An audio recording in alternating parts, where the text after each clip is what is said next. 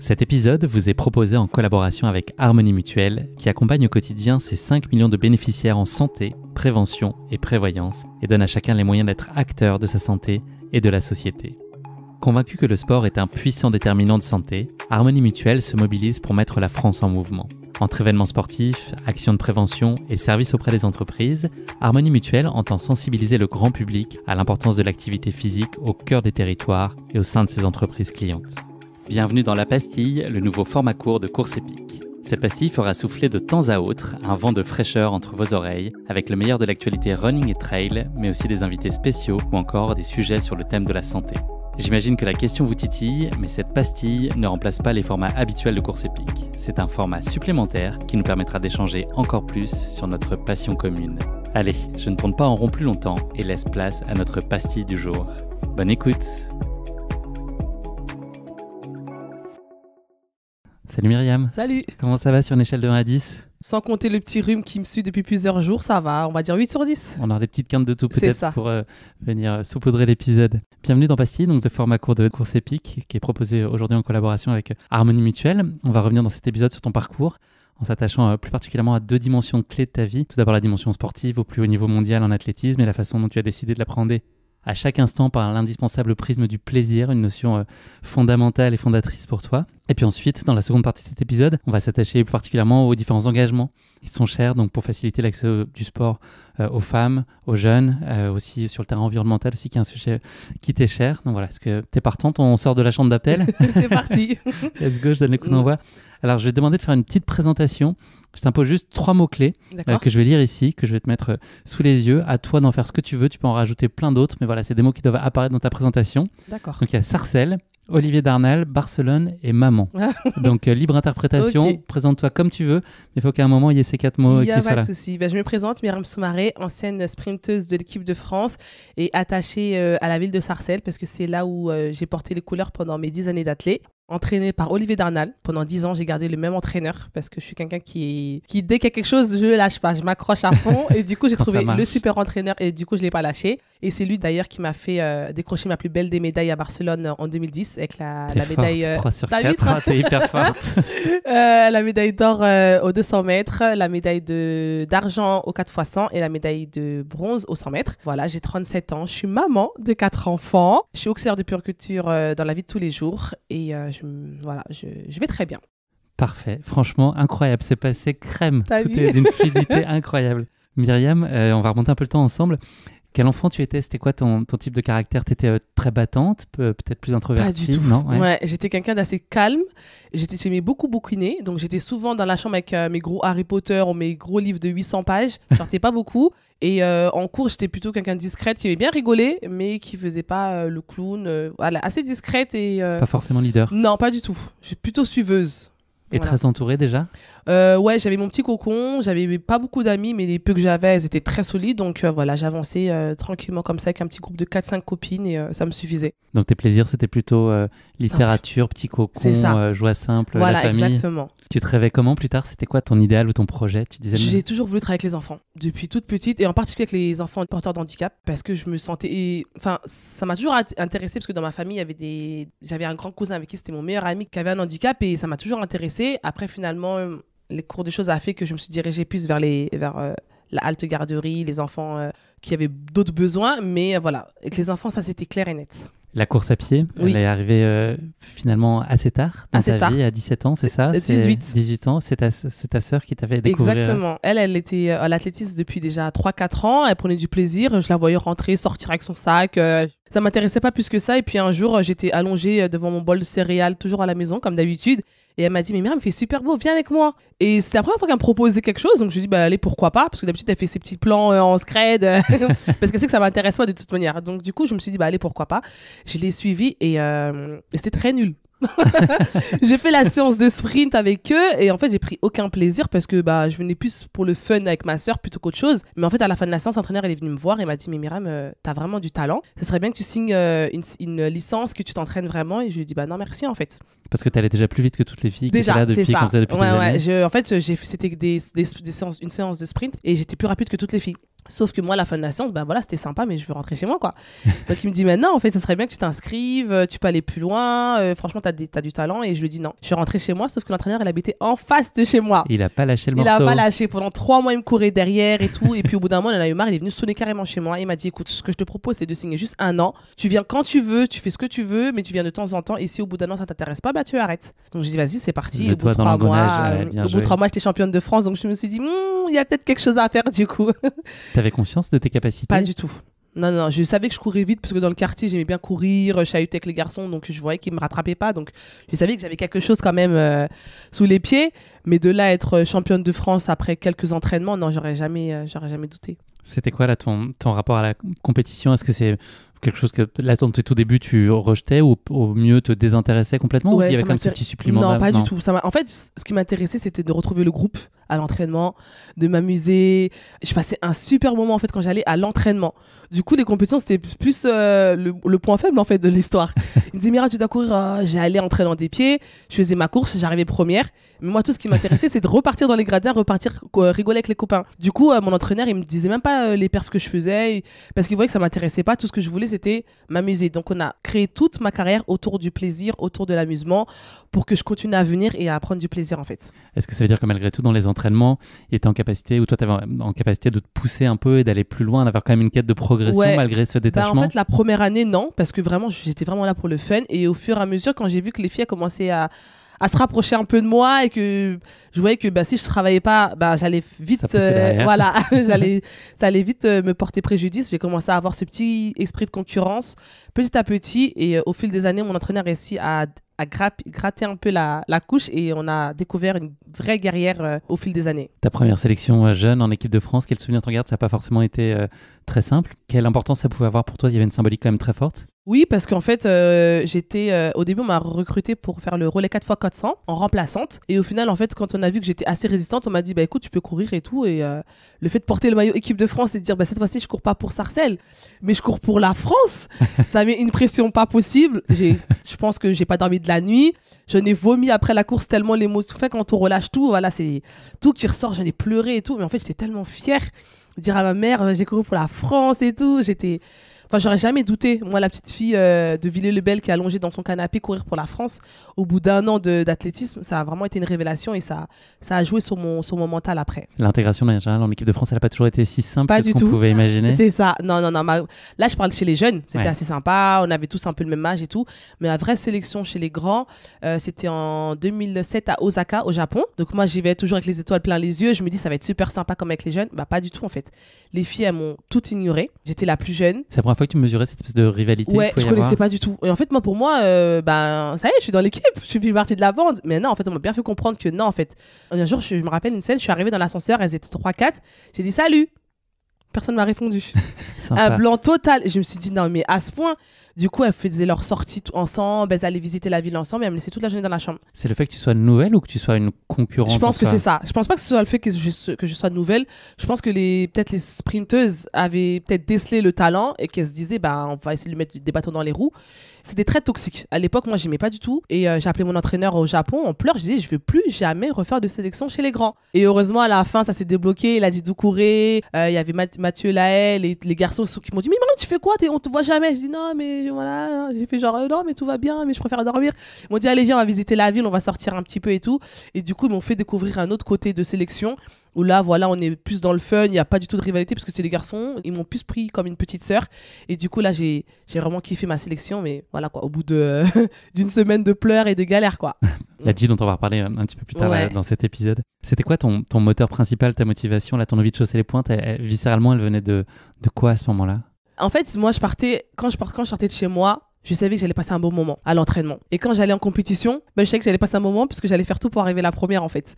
Donc il y avait toujours cette notion de plaisir qui était là et que quoi qu'il arrive, même si j'arrive dernière, même si je fais pas une belle performance, même si il y aura quand même quelque chose à prendre, à retirer de cette course ou de cette sélection qui va me faire rebondir et d'aller me faire toucher les étoiles. Parce que moi j'étais convaincue que j'allais être dans les 3 meilleurs au monde. Ça, je l'avais dans la tête depuis... Ça a pris du temps, mais à partir du moment où j'avais mis ça dans ma tête, les étapes, ça allait être peut-être un peu plus difficile, mais au final, je ferais partie des meilleurs. Est-ce que ça veut dire que tu es en capacité d'être déçu parfois? Enfin, si ça n'avait pas été le cas, est-ce que Je tu aurais pleurais, vécu avec mais ça? moi, il fallait me voir après des courses. Je me mettais dans des états, je pleurais, mon entraîneur, il peut pas parler pendant 2 jours, et je lui disais, mais c'est ta faute, la préparation et tout. Parce que voilà, il fallait que j'accepte, et en fait, à chaque fois, je disais, il fallait que je fasse le deuil de cette sélection, que je fasse le deuil de cette course. Donc ça prenait des fois 1 heure, des fois ça prenait 1 jour, et mon entraîneur il avait bien compris le concept. C'est pour ça que je suis restée toujours avec lui, parce qu'il me comprenait en fait, il me connaissait par cœur. Donc il fallait 1 jour, 2 jours, et quand le deuil de la course a été fait, on s'assoit, on discute, voilà, ça tu l'as mal fait, ça tu l'as trop fait, t'avais trop d'énergie, t'avais pas assez d'énergie, ok, allez, on avance. Cette exigence, elle venait pour toi ou est-ce que c'était aussi l'envie de pas décevoir tes proches, ton entourage? Je pense qu'au début, c'était que pour moi. Et puis après, au fur et à mesure qu'on devient un peu dans le haut niveau, il y a quand même la pression qui s'ajoute, qu'on le veuille ou pas. Il y a les médias qui mettent une pression. Il y a l'entraîneur qui a une pression. Il y a la famille qui savent que maintenant tu vas courir. Donc avant, il y avait peut-être ma mère et mes frères et sœurs qui regardaient la télé. Là, tu sais que toute la Mauritanie va être derrière, que toute la famille en Espagne va être derrière. Donc il y a une pression que même si tu veux pas, elle est là, que tu veux faire abstraction ou pas. Et du coup, ouais, moi, ça me déstabilisait un peu. Est-ce que tu arrivais à l'éteindre quelques minutes avant un départ? Est-ce que Oui. par exemple en chambre d'appel, tu sais tes listes, tu es vraiment dans ta course, dans ta bulle et tu ressens plus cette pression-là à ce moment-là? Moi, en fait, il suffisait que je voie le stade pour que je mette tout à côté. C'est-à-dire que toute la pression, le stress et tout, ça allait jusqu'à, on va dire, la navette. Et dès que je vois le stade, ça y est, je suis chez moi. Laissez-moi tranquille, je fais le boulot, on en reparle après. Donc j'avais cette capacité à mettre dans une bulle, je mettais mes écouteurs. Mon entraîneur savait me parler à tel moment, il savait que là, quand je commençais, on avait un petit rituel. Ouais. Voilà, dès que je commençais à chanter à haute voix, alors que je chante super faux, mais dès que je chantais à haute voix, ça veut dire que là, les voix dans ma tête, elles sont trop fortes, donc il faut que je sorte plus forte qu'elles. Du coup, fallait pas qu'il me parle, fallait qu'il me laisse faire mon boulot. Et dès que j'étais bien, tranquille, il venait vers moi, on discutait, on mettait les choses à plat. Donc voilà. T'étais en éveil comme autour de toi sur les autres coureuses qu'il y avait ou t'étais à ce point-là aussi dans ta bulle même Exactement. Je regardais pas du tout qui y avait. Je voulais jamais savoir il y avait qui dans mes courses. Je voulais jamais savoir il y avait qui dans la compétition, dans les meetings. Je voulais les découvrir sur la ligne d'arrivée. Parce que le but, enfin, de savoir qui y a ou qui y a pas, moi le but c'est juste gagner ma course. T'avais ta course à faire. Voilà. Donc qui est la championne olympique ou qui est la championne de France ou du Val d'Oise, le but c'est de gagner. Donc je voulais jamais savoir mes concurrentes. C'était quoi la plus belle chose à l'époque qu'on pouvait dire pour te motiver? C'était qu'est-ce qui venait te chercher et qui te faisait dire ok là ça me donne envie d'y aller Mon entraîneur il savait très bien, c'était ça va être un peu chaud la course aujourd'hui mais il y a moyen. Voilà. C'est genre je crois en toi mais il va falloir que tu sortes les crocs. Donc ouais, il savait me titiller. Et comme je connaissais pas les adversaires, je les découvrais dans l'échauffement ou sur le terrain. Et quand je voulais faire les accélérations, il me regardait et me disait tu vois, ça envoie. Hein. Ouais, t'inquiète pas, moi aussi je vais envoyer. Donc voilà, il savait me titiller mais tout en me mettant en confiance en fait. On en a parlé là dans l'introduction que tu as brillamment faite, les championnats d'Europe en 2010 à Barcelone. Est-ce que c'est la compète qui change tout? C'est le point de bascule, il est là? C'est ça, parce qu'en fait, même si je faisais des performances, même si je faisais des podiums, je sais que quelques mois après, je fais championne de France devant Christine Arro, Mireille Huertis, donc les grandes stars de l'époque, mais ça passe complètement inaperçu parce que ça reste Christine Arro et Mireille Huertis. Elles ont le palmarès qu'elles ont. Ça avait été facile à vivre pour toi? Non, j'ai très mal pris, parce que je comprenais pas. J'étais la championne de France. Et en fait, il y avait tous les journalistes qui attendaient Christine Arron. En fait, c'est moi qui ai gagné, en fait. Oh. Il y a un journaliste qui m'a interviewé, qui m'a dit félicitations et tout. J'ai dit merci. Et je suis partie. Et ils attendaient juste la réaction des stars, en fait. Du coup, je me suis dit, c'est bizarre. Et je me rappelle, à l'époque, mon entraîneur m'a dit, c'est maintenant que tu vas écrire ton histoire. C'est bizarre, cette phrase, elle m'est restée. Et en fait, c'est vrai. Quelques temps après, je fais championne d'Europe à Barcelone. Et là, bizarrement, tout le monde se souvient de moi. Tout le monde veut m'interviewer. Et du coup, je leur ai relancé ce truc quand on a fait la conférence de presse après le podium. Ils me disent, ouais, alors, et tout, qu'est-ce que tu penses et tout. Après, je dis juste, je tiens à vous dire que je lirai pas forcément tout ce que vous allez écrire. Parce que j'ai un rapport très éloigné avec les journalistes. Je sais que vous écrivez un peu ce que vous voulez, pour qui vous voulez. Donc, sachez que je suis pas sensible à ça. Et en fait, ils ont pris ça à la rigolade, ils sont rendus compte de mon franc-parler. Et je pense qu'à l'époque, ça a plu. C'était agréable un peu cette lumière malgré tout? Ou ça ne portait aucun intérêt particulier? Ouais, non, j'étais pas très fan. Même à l'époque, quand il fallait faire des séances photos, des plateaux télé, c'était pas les trucs qui me faisaient kiffer. J'aimais bien le contact avec les gens et le public. Me mettre en valeur comme ça, j'ai beaucoup de mal. Pas ta place, non, forcément. Voilà. Les JO 2012 à Londres, est-ce que c'est un souvenir absolu pour toi? C'est la célébration ultime du sport et puis de sa multiculturalité, en fait, c'est ça qui t'a plu? C'est magnifique. Franchement, les Jeux Olympiques, je les avais vécus en 2008 à Pékin, mais j'étais plus en mode spectatrice qui courait partout, les yeux qui brillent. Et en fait, je pensais pas courir. J'avais été sélectionnée en tant que remplaçante et au dernier moment, on m'a dit, maintenant, en fait, tu prends le départ. Du coup, j'avais pas ce même rapport. Et là, les Jeux Olympiques à Londres, j'ai allé pour chercher une médaille. tout simplement. Donc, je dormais, j'allais au restaurant, j'allais au terrain d'échauffement, je rentrais dans ma chambre. J'ai pas visité la ville, j'ai rien fait parce que je voulais absolument me concentrer sur ma course parce que pour moi, j'allais repartir avec une médaille. T'as lu combien de Harry Potter pendant Non, c'est bon, je les avais déjà tous lus, mais j'avais forcément des bouquins sous la main et tout. Donc voilà, je restais dans ma chambre avec mon petit bouquin comme on connaît si bien. Et les Jeux Olympiques, mais j'en parle, mais je ne peux pas expliquer. Tu rencontres tout le monde, de tous les pays, de tous les sports. Enfin, c'est magnifique. J'ai vécu un très bon séjour. T'as hâte là de vivre Paris 2024 ? Je sais pas si je vais les vivre du coup, parce que même si c'est à la maison, je suis plus sportive, je suis pas athlète, je suis pas dans l'organisation, donc pas sûr que je vais même approcher le stade, mais en tout cas je les suivrai quoi qu'il arrive. Est-ce que ta capacité finalement à très bien cloisonner les choses et puis le fait que l'athlète soit pas indispensable à ta vie, je sais pas si on peut le dire exactement comme ça, est-ce que ça contribue à tes excellentes performances? Est-ce que cette espèce de détachement que tu avais, finalement il t'aide? Moi, je pense que ça a été ma grande force. C'est-à-dire que j'ai tenu toute ma carrière à travailler, à garder mon petit boulot, même si j'allais pas tous les jours, même si j'allais pas à temps plein, même si je me détachais de temps en temps.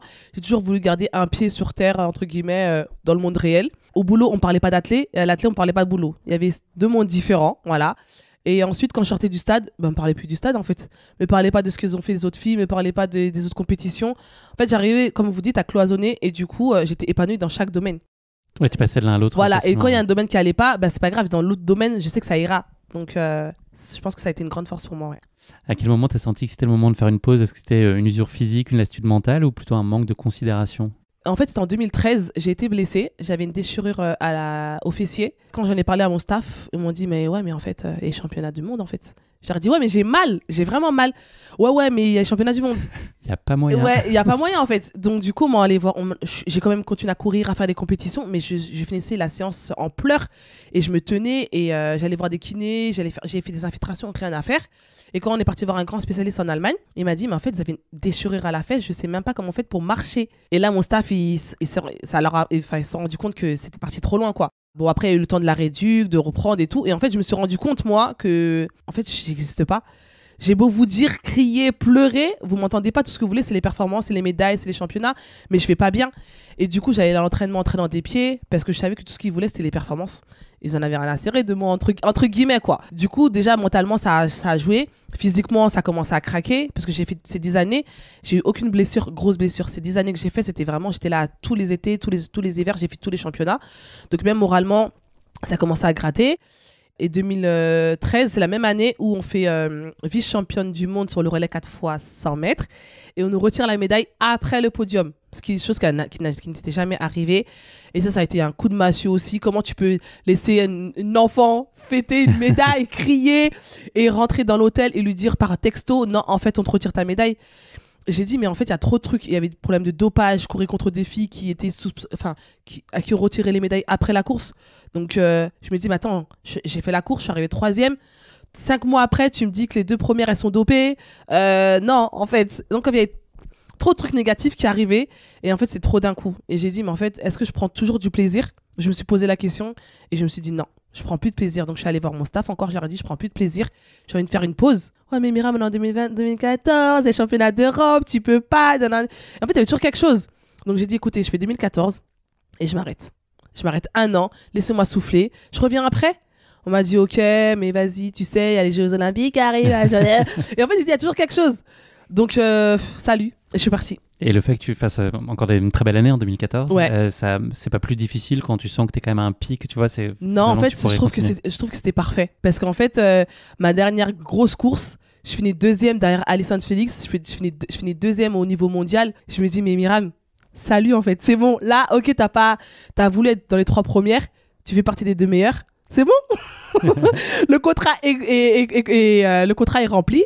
Donc, ouais, et c'est pour ça que j'ai jamais eu de regrets parce qu'en fait, je suis partie au bon moment. Pour moi, en tout cas, je trouve que je suis partie au bon moment. Tu tombes ensuite enceinte. Oui. Ça a changé quoi tes aspirations? Est-ce que tu as le sentiment que ça t'a éloigné un peu du haut niveau? Au contraire, donner peut-être un peu plus de hauteur et puis de regarder ça différemment, y aller avec un peu plus de détachement, peut-être d'y retourner? En fait, j'ai jamais voulu repartir après, du coup, quand j'ai eu mon petit, parce que c'était la surprise. Je me suis arrêtée quelques semaines après, je suis retombée enceinte.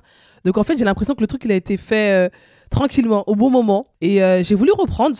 Mais du coup, avec le staff que j'avais, ça ne fonctionnait plus. Donc, j'ai dû aller voir un autre entraîneur qui s'appelle Guy Antanon, qui était super partant pour ce projet. Mais du coup, comme je l'ai dit au début, moi, je suis très dans... En fait, il faut que j'accroche tout de suite. Et même si on s'entendait super bien, le fait de tout reprendre l'entraînement, de tout leur expliquer mon fonctionnement. Non, moi, quand je fais comme ça, c'est que je suis fatiguée. Et quand je fais comme ça, c'est que je viens de faire pipi. Les choses que je disais plus à mon entraîneur, qui comprenait tout de suite. J'avais pas envie de repartir sur cette... De recréer ce nouveau cycle, de reposer. Et du coup, je me suis dit, non, en fait, j'ai pas forcé les choses. J'ai tourné la page. Là, c'est une nouvelle page qui s'ouvre. Elle sera peut-être plus belle. Et elle l'est, heureusement pour moi. Du coup, j'ai jamais été attirée pour repartir sur le haut niveau, non. Tu as été très accomplie dans ta vie de maman, là, dès le début. C'est ça, en fait. J'ai un mari super. Maintenant, j'ai enchaîné les gosses, du coup. J'en ai 4. J'ai 4 enfants. Et je suis épanouie dans ma vie de maman comme j'ai été quand j'étais championne d'Europe, en fait. Si on revient là sur toute ta fin de carrière, donc en 2016, tu décides de ne pas y retourner. Oui. Est-ce que tu as le sentiment qu'il y a pu avoir une forme peut-être d'incompréhension sur toi, ton tempérament, justement, sur le fait que tu sois quand même assez atypique? J'ai pas l'impression qu'il y ait beaucoup d'athlètes comme toi. Oui. Est-ce que ça a pu te desservir d'une façon ou d'une autre? J'imagine que tu n'as pas porté beaucoup d'importance, mais est-ce que tu as senti que ça a quand même pu te freiner, te léser, te peiner? On m'a beaucoup critiqué, du coup. Pourquoi t'arrêtes alors que t'es forte? Mais en fait, vous comprenez pas que ça suffit pas d'être forte. Il faut être bien dans sa tête, il faut être bien dans son corps, il faut être épanoui. Si c'est pour courir et être médaillée de bronze aux Jeux Olympiques, ça va être super, mais je vais le fêter comment? Si c'est pour être en dépression, moi ça m'intéresse pas. Je vais être épanouie, je vais être heureuse. Du coup, on comprenait pas. Mais après, les médias, je pense qu'ils l'ont... Ça a été plus facile avec les médias, du coup, parce qu'ils avaient compris un peu mon caractère. Donc, je leur ai dit, écoutez, quand je prends plus du plaisir, j'arrêterai. Donc, c'est plus mon entourage. Mais je comprends pas, t'allais être riche, t'allais être célèbre, et puis toutes les portes allaient s'ouvrir pour toi. Oui, mais c'est pas ça qui m'intéresse, en fait. Donc, je souhaite ça à une autre. Il y aura forcément une future sprinteuse qui aura un meilleur palmarès que moi, et je leur souhaite. Mais moi, ça y est, mon histoire, elle s'est arrêtée là. Donc, acceptez-le, en fait. Jamais de regrets, j'ai l'impression. Non. Je trouve que la vie elle est trop courte et elle est trop belle pour avoir des regrets. Après, on peut avoir des remords, se dire si j'avais continué, peut-être que j'aurais été championne olympique et j'aurais été très riche et puis j'aurais une belle maison. Là, je galère avec mon loyer. Et en fait, on se dit, mais en fait, ça sert à quoi? C'est juste se frustrer. Et moi, j'ai pas le temps pour être frustrée, en fait. Je suis épanouie avec le peu que j'ai et je trouve que c'est très bien comme ça. Ton plus grand accomplissement et ta plus grande satisfaction là, de toutes ces années au haut niveau, qu'est-ce que tu retiens, soit un moment, soit un état, enfin, tu vois, ce que ça a pu t'apporter dans ta vie? Le fait que j'ai été honnête pendant toute ma carrière et que ça m'a apporté au plus haut niveau. C'est-à-dire que même si j'ai couru contre des filles qui n'étaient pas forcément honnêtes, qui ont triché un petit peu, moi je sais que pendant toute ma carrière, avec les tout petits moyens que j'avais, donc dans le club de Sarcelles, j'avais pas de kiné sur place, j'avais pas de bain froid, je m'entraînais sur une piste avec des trous, on devait éviter le couloir 1 parce qu'il y avait un trou. Enfin voilà, avec les peu de moyens que j'avais, on avait 3 grosses machines dans la salle de muscu, pas plus. Sans dopage, sans rien, j'ai réussi à toucher les étoiles en fait. Donc, une belle histoire. Donc moi, je suis très très fière de moi et de mon parcours avec le peu que j'ai. À quel point ce que tu as connu là au plus haut niveau, ça a pu aussi influencer ta personnalité dans ta vie courante? Qu'est-ce que ça a renforcé comme trait de caractère? Est-ce qu'il y a des choses dont tu as hérité qui te constituent encore aujourd'hui, même inconsciemment, de toutes ces années-là? Oui, je pense. Parce que comme j'ai dit au début, j'étais une fille très réservée, très dans mon coin. Là, maintenant, je suis devenue coach.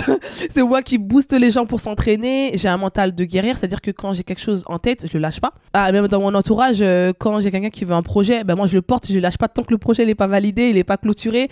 J'ai cette niaque qui est resté en fait, et je trouve que l'athlète au niveau ça aide par rapport à ça, même la confiance en soi.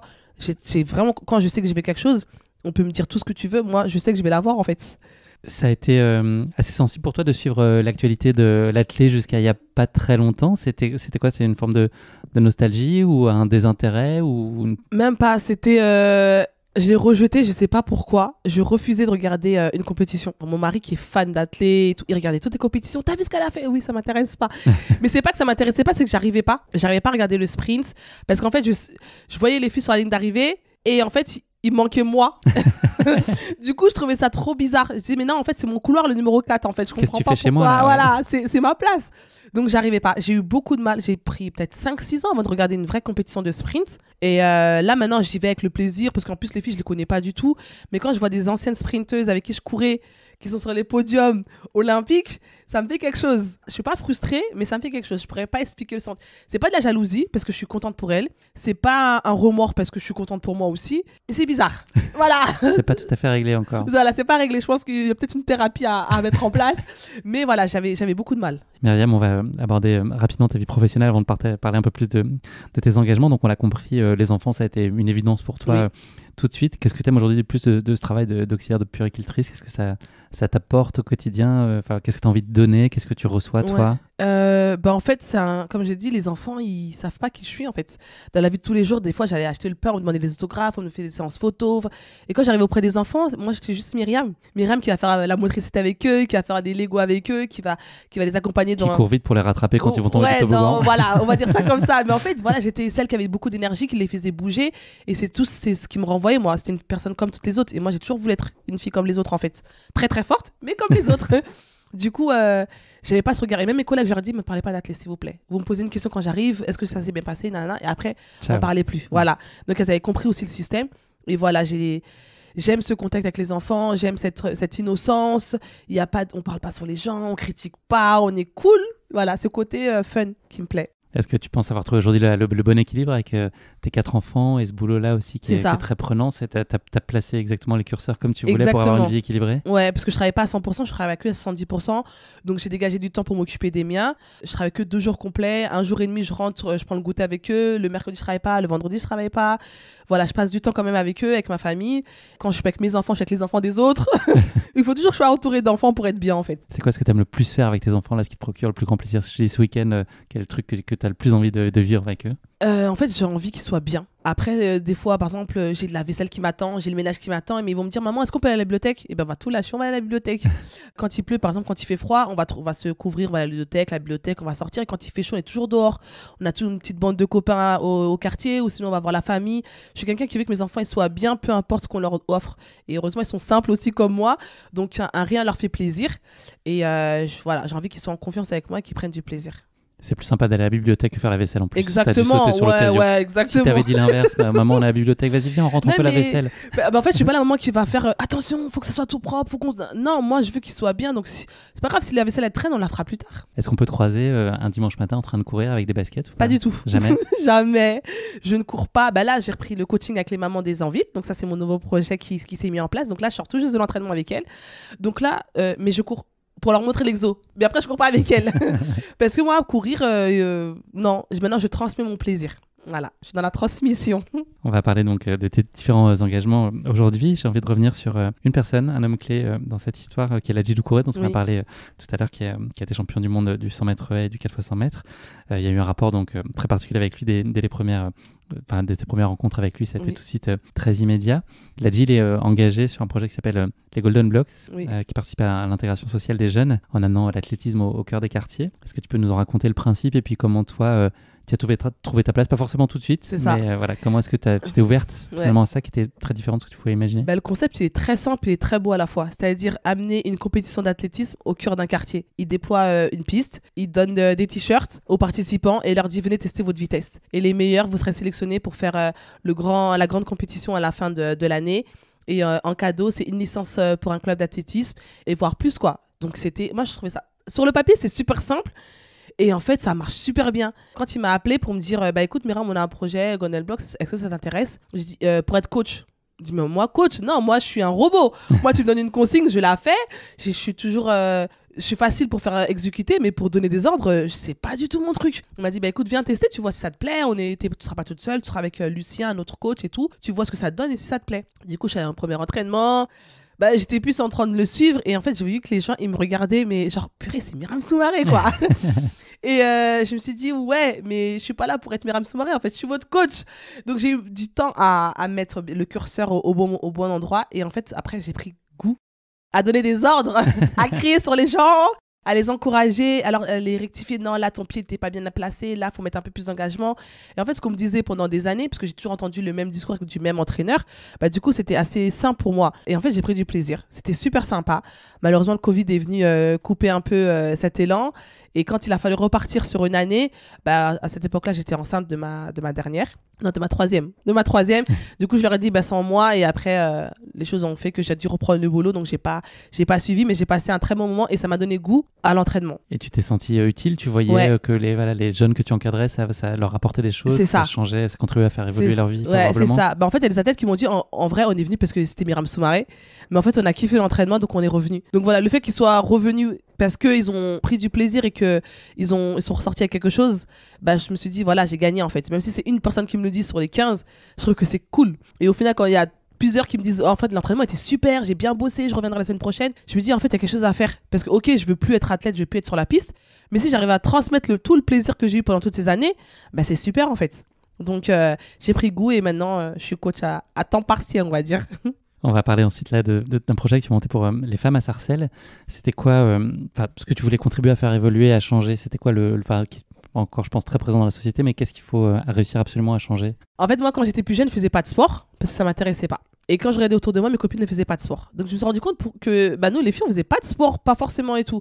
Et quand je parlais à ma maman, elle me disait j'ai mal au dos, j'ai mal aux pieds, j'ai mal aux genoux. J'ai dit maman, faut que tu ailles marcher, faut que tu ailles courir. Elle me dit moi, sport. Mais non, nous, on fait pas de sport, nous, les femmes et tout. Et je demande à ma tante non, moi, je fais pas de sport. Et la voisine, j'ai mal au dos. Mais il faut faire du sport. Mais non, on fait pas de sport, nous et tout. Et en fait, ça a commencé à me titiller. J'ai dit mais attends, vous vous plaignez toutes de certains mots, mais vous faites rien pour que ça aille. Donc j'ai dit écoutez. Si vous voulez jouer avec la mairie de Sarcelles, s'ils peuvent nous laisser une petite salle ou un petit créneau pour qu'on fasse des petites séances entre nous, renforcement musculaire, si vous voulez, juste pour travailler un peu le dos, les genoux, ce que vous voulez, juste pour bouger un peu une activité sportive. Et du coup, elles ont dit, bah ouais, pourquoi pas. Mais tu sais, Myriam, on n'a pas de basket, on n'a pas de tenue. Vous inquiétez pas. Allô Adidas, voilà, j'ai des mamans qui aimeraient s'entraîner, mais elles n'ont pas de tenue. Et ok, on t'envoie ça. Donc, vous disiez, ouais, mais il fait froid dehors. Non, mais c'est bon, la salle de Sarcelles, nous ont laissé une salle. Ouais, mais on n'a pas le temps. Ah bon, le samedi matin. Et voilà, je fais tout pour casser leur barrière psychologique, en fait. Et au final, ça a plu. Le Covid a mis une deuxième couche. On a encore été confinés. Donc, le projet a encore été coupé sur l'herbe. Mais j'ai vu que, voilà, il y avait le public. Il fallait juste arriver à l'attraper et à le motiver, quoi. Est-ce que c'est un projet qui prenait d'autant plus de sens depuis que tu étais maman? Ça a amplifié aussi cette envie-là? C'est ça, parce qu'en fait, on a plein d'excuses pour pas faire du sport. On a les enfants, on a le boulot, on a ci, on a ça. Et en fait, on se met des barrières. Mais c'est vrai que si on n'ouvre pas les portes et si on nous tend pas la main, on va rester dans notre maison à faire notre ménage, notre balai, parce qu'on va pas se dire, il y a des solutions pour moi, mais si elles existent, elles sont là. Tu proposais de garder aussi, je crois, il y avait des gardes, c'est ça, pour les enfants. Enfin, ouais. J'avais dit, et certaines m'ont dit, mais nous, on a nos enfants, elles sont petits, ils sont pas encore à l'école. Ouais, mais c'est pas grave, on les met de côté. Il y a quelqu'un qui va venir s'occuper d'eux, vous les aurez sous l'œil, et puis ils vont se mettre dans un coin, on va leur donner des jeux, des petits trucs, vous inquiétez pas. En fait, je faisais tout pour qu'elles aient pas d'excuses. C'était quoi ta plus belle satisfaction là? Qu'est-ce qu'on pouvait te dire où tu s'étais valorisant? Super, je reviens la semaine prochaine. Okay. Moi, qu'on me dit, ouais, je reviens, je me dis, ok, la personne a pris du plaisir, elle a vu que ça leur a fait du bien, à la semaine prochaine, ça me va. Est-ce que tu as pu constater que certaines d'entre elles ont continué encore là aujourd'hui? Oui. Par exemple, aujourd'hui, là, j'ai quitté une séance avec les mamans. Elles m'ont dit, ouais, mais c'est que les vendredis. J'ai dit, mais je suis désolée, moi, j'ai que le vendredi de libre. Elles ont dit, bon, venez les filles, mercredi, on fait une séance entre nous et tout. Donc, je vais leur envoyer une séance qu'elles vont faire toutes seules mercredi pour être prêtes pour le vendredi qui suit. Je trouve que c'est magnifique. Génial. Ouais. Est-ce que tu as un message justement à faire passer peut-être plus particulièrement à nos auditrices dans ce cas précis là, qui aujourd'hui osent pas ou on ne trouve pas le temps ou ont des raisons pour pas le faire? Après, je les comprends. C'est vrai qu'on est dans une spirale que des fois on pense pas à soi, on pense beaucoup aux autres. Et en fait, là justement avec les mamans qui avaient toujours plein de choses à faire, j'ai dit écoutez les mamans, vous déposez les enfants à 8h30, on se donne rendez-vous au stade juste à 8h40, on fait une séance sur 20 minutes. Et la première séance, c'était 20 minutes. Et là, j'ai commencé à grappiller. Ça y est, c'est déjà fini. Je dis, on n'est pas obligé de faire une séance longue. On peut faire une séance courte et intense. Donc voilà, essayez de trouver du temps pour vous. Même si c'est 15 minutes que vous avez par jour, même si c'est 10 minutes, qu'elle soit intense et efficace. Et ça sera bien pour vous, pour votre corps. Et même aux mamans, quand elles font leur tour de footing, je leur dis, pensez à rien. Soufflez, oubliez les enfants pendant quelques secondes. Oubliez tous les soucis, les rendez-vous. Soufflez, faites le vide et prenez du temps pour vous faire du bien, quoi. Donc ça, c'est un combat et un engagement que tu n'es pas prête de lâcher? Non, je prends beaucoup de plaisir en tout cas pour le moment, donc j'espère que ça va continuer. Il y a l'environnement qui est aussi une autre thématique qui t'est chère. Tu es sensible au sujet là, depuis toujours. C'était peut-être plus compliqué pour toi de t'engager avant avec ta pratique de haut niveau. Là maintenant, tu as plus de temps. Ouais, j'étais la relou à la maison qui était toujours en train d'éteindre les lumières, à ramasser les papiers. Depuis toute petite, je supporte pas qu'on jette des trucs par terre. Ça m'insupporte qu'on laisse couler l'eau. Je sais pas, c'est quelque chose que je peux pas. Et du coup, quand Harmonie Mutuelle sont venus me chercher pour faire un plugging, je connaissais pas du tout le concept. On m'a dit, c'est simple, on ramasse les papiers en courant. J'ai dit, mais c'est super. Et du coup, je suis venue, mais vraiment, j'étais super motivée, j'étais super contente. Et je me suis dit, mais des petites idées comme ça, elles peuvent faire changer le truc, quoi. Du coup, ils ont ramassé sur Paris. J'ai fait sur Paris, j'ai fait sur Nantes aussi. C'était dans le cadre d'un Tour de France. C'était le premier Tour de France de plugging. Ouais, voilà, j'ai fait le départ et j'ai fait le finish. Et j'ai trouvé ça super intéressant. Et j'espère repartir encore pour l'année prochaine avec eux parce que c'est top en fait. C'est allier le sport et l'environnement. Mais deux trucs qui me plaisent en fait. Comment elle s'est passée la rencontre avec eux et sur quoi vous vous êtes retrouvés? Qu'est-ce qui toi a fait écho en toi avec Harmonie? C'est Benjamin Sorge qui m'a contacté, qu'on avait rencontré sur une journée porte ouverte en Mauritanie. Il m'a parlé comme ça, il m'a dit tu sais moi je fais du plugging et j'ai dit mais c'est super et tout, la prochaine fois est-ce que je peux venir et tout. Mais en fait je pensais faire ça en mode participant comme tout le monde. monde lambda.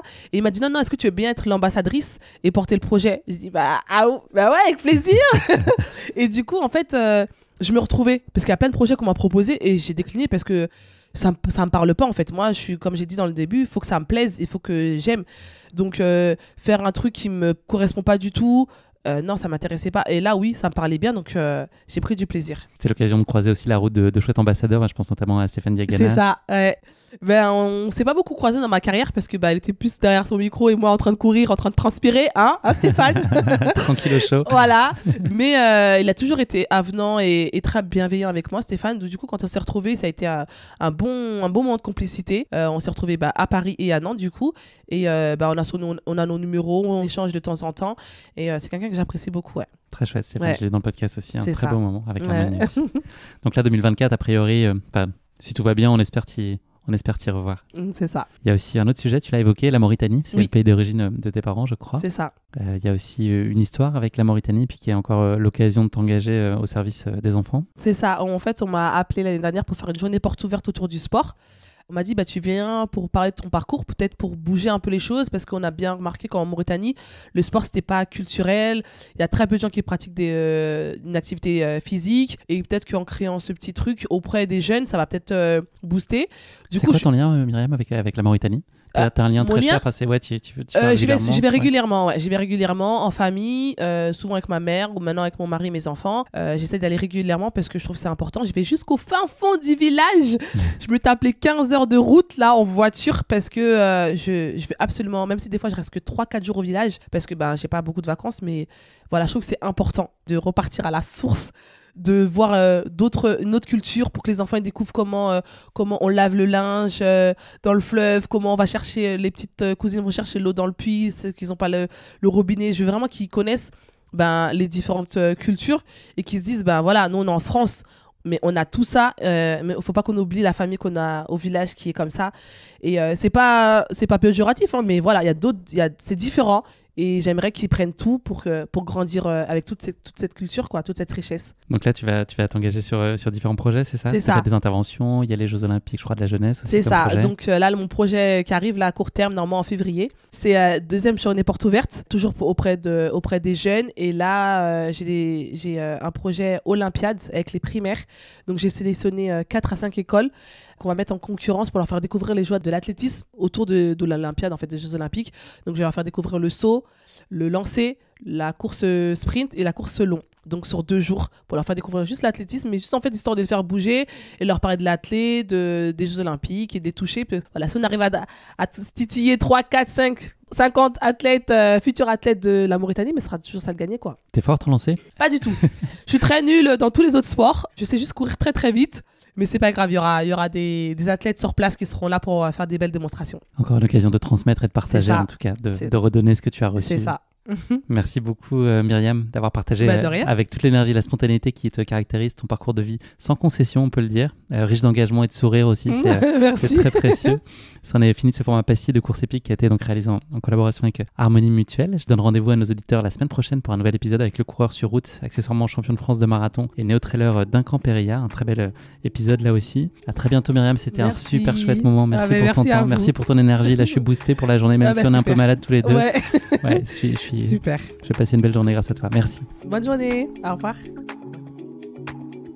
Merci d'avoir écouté cet épisode. Si vous l'avez écouté jusqu'ici, c'est qu'il vous a probablement plu. Alors n'hésitez pas à noter le podcast et rédiger un avis sur votre plateforme d'écoute favorite. C'est essentiel pour soutenir ce travail indépendant. Cela ne vous prendra que quelques secondes et ça change beaucoup de choses pour le podcast. Et pour être sûr de ne manquer aucune course épique à venir, n'oubliez pas de vous abonner sur votre plateforme d'écoute.